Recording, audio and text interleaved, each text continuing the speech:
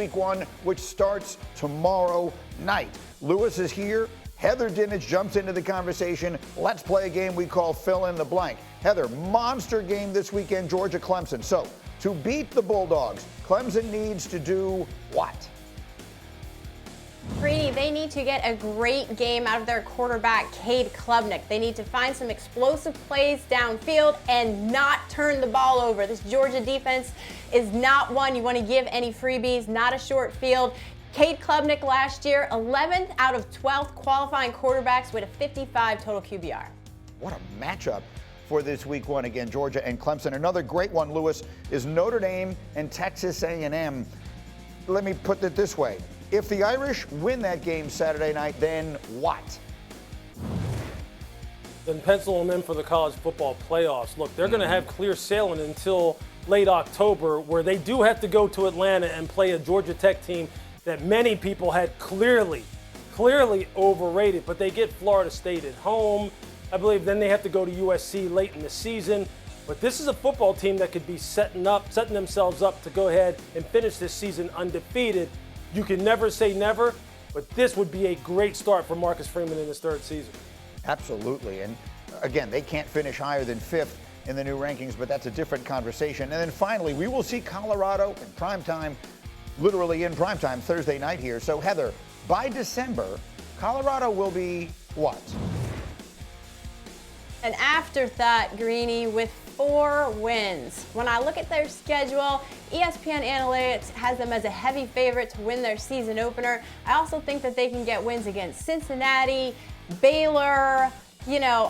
I mean, Colorado State is one that could be tricky, but I look at this lineup and I see a lot of L's on there, to be honest. Remember, they have a whole new roster again, the most transfers in the FBS with 44. This is a lot of turnover. So I think they could be in trouble, Greeny. And we're talking again about what Deion says off the field and not as much about what he does on it in terms of the win column. Well, look, I mean, the reality is this. Deion Sanders is one of the most significant, famous figures in the entire world of sports, and it creates a lot of conversation, to your point. He took over a program. He didn't take over Alabama or Texas. He took over a program that was going to need some building, and so here they are. They are relevant. The question about how good they are is an interesting one.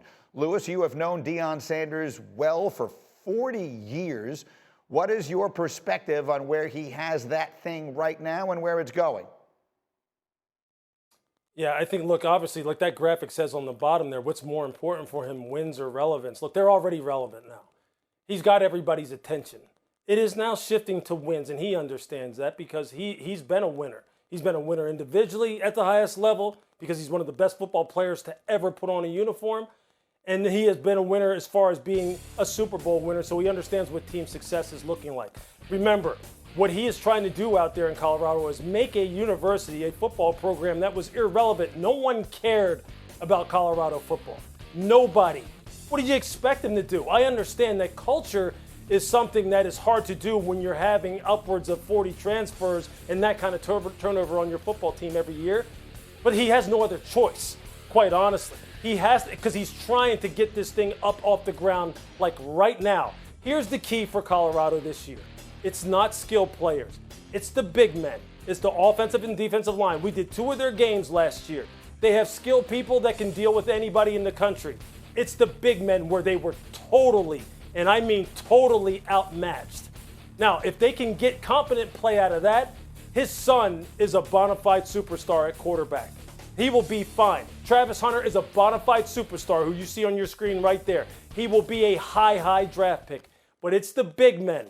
It's the big men and whether or not then his coaching staff can put them in positions to win football games.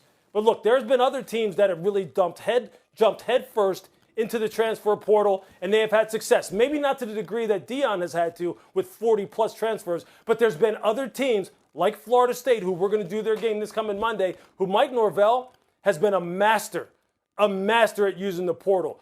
Don't knock the portal. The portal isn't the issue. He's trying to win games and bring back a university and a football program that was dead. And very quickly, people will look at the screen and they will say, all right, Colorado's a 10-point favorite tomorrow night. North Dakota State, they're an FCS school. Do not sleep on North Dakota State. Heather, a quick final thought on that. This is a program that has developed a lot of players that you know in the NFL, and when they step up in class, Heather, they have had a lot of success. Greeny, this is a 9-time FCS champion. They're better than they were last year. They are loaded at wide receiver. This is a team that might be the best it's been in a couple of years, and they're no joke. So I would definitely put Colorado on upset watch going into this one, and that's dangerous because ESPN Analytics said that they should also lose in week 2 to Nebraska. You start 0-2, that's rough for Deion Sanders.